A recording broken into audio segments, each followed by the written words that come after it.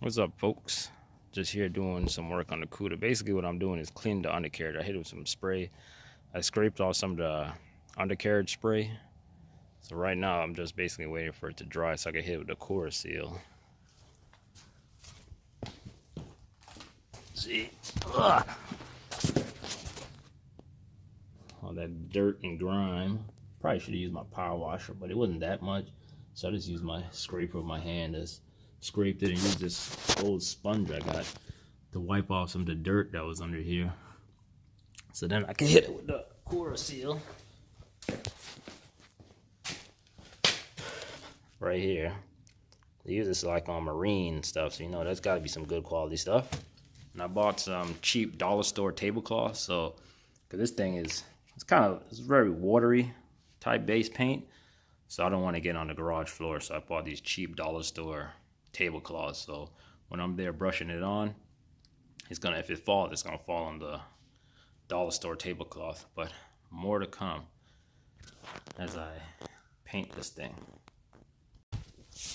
All right, so she dried off the mud, just showing you. Basically, I'm gonna do a before and after. It's a new oil pan. So let me get to painting.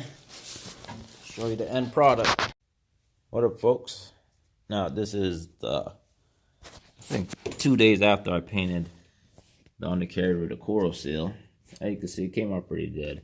Now there are some parts that's still showing some rust. Basically, the core seal neutralizes the rust. So the parts you see that's bleeding out, it's recommended for you to just go back and paint over it. I might go back and hit it with some more core seal, or hit it with some spray. But I'll probably just go hit it with some more core seal. But as you can see, it came out pretty good. There's still some stuff that bled out. But like I said, I'm at the re-spray some.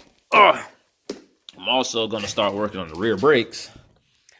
And here's the rear brake hose. My dad gave this to me a long time. He used to have one of those Dodge work bands. And it was surprisingly, it's the same part number. Well, it's the same brake hose as that old work band as it works for my cuda. So I said, cool. I don't have to go and buy one. He already gave me one. And here's the part number for the brake hose, 2203912. And you already know that's the one that goes right here in the back. See that little bolt sticking out? It goes bolts there and then into the axle where that bolt is sticking out. All right. And I got my bell housing in. As you can see, this is a 10.5 inch bell housing for a small block. And as you can see, you only use 4 bolts to bolt it onto the modern day Hemi. The middle one, there's no holes for it. And as you can see, the bell housing, here's the part number for it. You could Google search and put this bell housing, it will come up. They are pretty pricey. Like I said, they're made out of gold nowadays. But you could put this part number also on eBay. It's 2892482. And basically it's a 10-inch bell housing. And you can see the bolt pattern. Also, I got my pilot bearing coming in. I think it's from a Dodge Dakota. Can't remember. I'll put the part number in, but that is the pilot bearing you're gonna need. I'll make a video of me taking this one out, putting the new one in. And I have basically the bell housing where the driver's side is gonna have the starter. So my starter will bolt on the driver's side. That's if you use this bell housing. And also I got my brand new transmission, the A833. And the bolts, I will put the bolts you need. This is the bolt. You're gonna need 4 bolts that basically bolt the tranny to the bell housing. And you're gonna need 4 bolts to bolt the bell housing to the engine block. I will put on the length of the bolts you need. I'll put it in the comment section or description. You go get it at a hardware store. And basically these are grade 5s. I was gonna get grade 8, but it said that's overkill, so grade 5 is fine, they say. I said, okay, cool.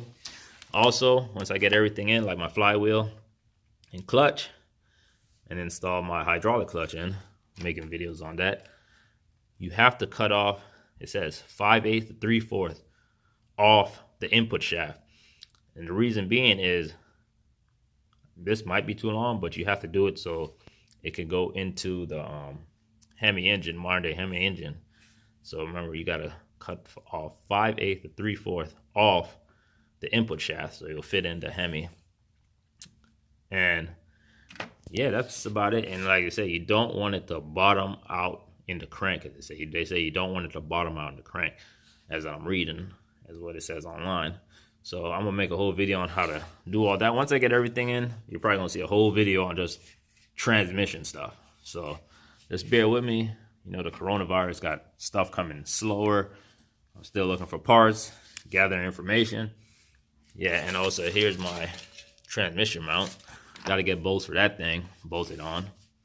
But yeah, more to come.